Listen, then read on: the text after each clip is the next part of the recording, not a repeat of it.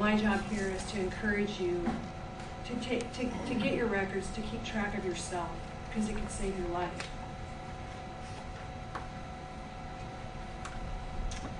What we're going to talk about here is the importance of keeping your records, the methods of record keeping, and we're going to talk about the different ID bracelets that are on the market.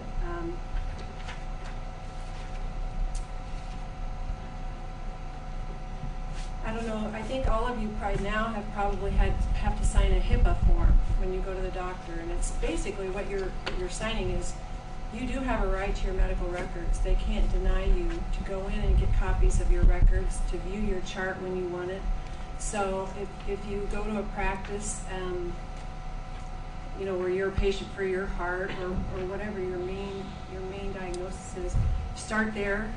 Ask them if you can check out your records. If it's in paper form, go through and tab things that you want copies of, echoes, you know, several of them down the road, so that you yourself can see if something's growing and kind of keep track of it.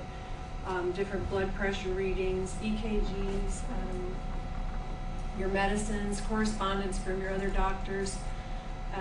You know, this could be very good information for you down the road, especially if you're traveling. You've got it. You don't have to worry about trying to find it for somebody else. So this is basically your backup. You know, you run backup on all your computer systems. You might as well run backup on your own medical records too. So like I said, when you're out and about, you have some way of getting records, and you don't have to rely on your doctors. Also, it's important to let a loved one know, like we were talking earlier, they can too be your advocate. If something happened to you and you were incapacitated, somebody knows about your history, and they'll be informed where to go, where to find your data. So that's really important.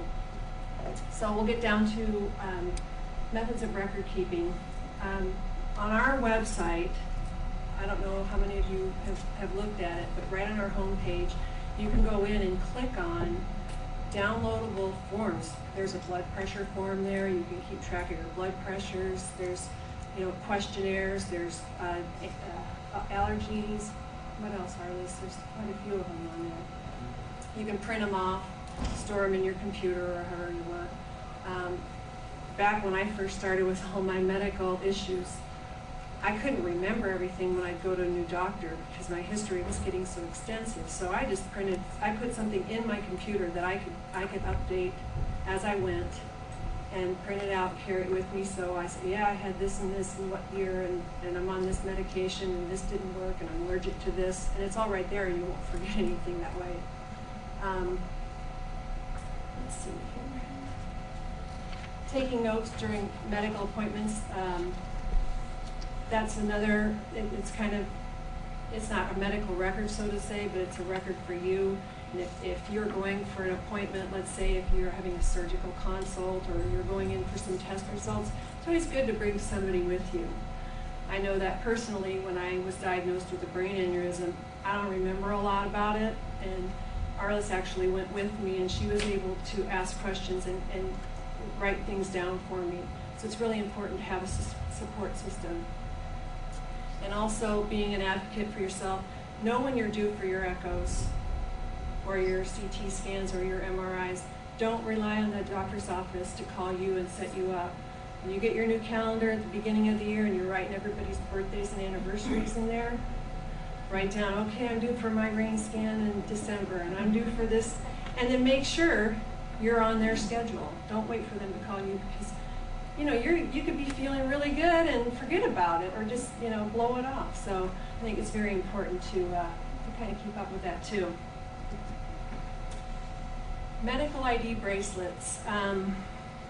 There are generic medical ID bracelets in most drugstores, Lawns, Walgreens. They've got a little red cross on them, and I don't think for this subset of patients that they would have everything that we needed on them. It might be just something that would alert an emergency personnel that you do have a problem. But what I would recommend is doing something a little more personal. Medic Alert's been around for a really long time. I've been a member of Medical Alert Foundation since I got my first pacemaker. And it's a pretty good operation. You do have a third party involved that keeps track of your medical history for you.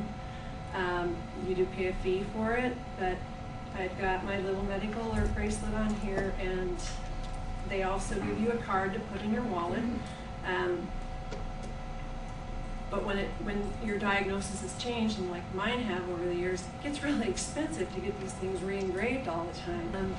I went in to go get a new pair of running shoes at my local Fleet Feet shop, where the guy that was fitting my shoes, who owns the store, had on this little bracelet, and it said My Med Plus on it. And I go, "What's that, Tony?" And he said, "Oh, this is the coolest thing. My accountant invented it.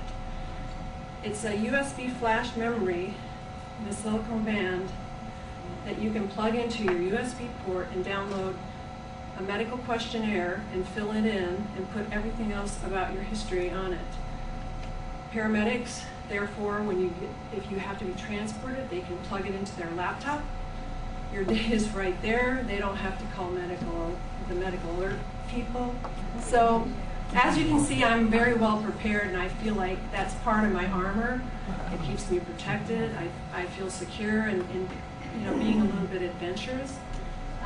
It's helped me in a number of ways. Just when I had my brain surgery, I had printed off my medical history, and I gave it to Dr. Racy, and I gave it to Dr. Sheeving, and I said, make sure the anesthesiologist knows about me and give him this. Now, so he was prepared. He came in. He's like, oh, I'm so glad you did this. So, it really helps them too. They can cut, some of the wishy-washy stuff out of the way. They get right to the point. They know where they need to protect you during surgery. So I just think it's great if you can, keep track of yourself. It's not anybody else's responsibility but your own.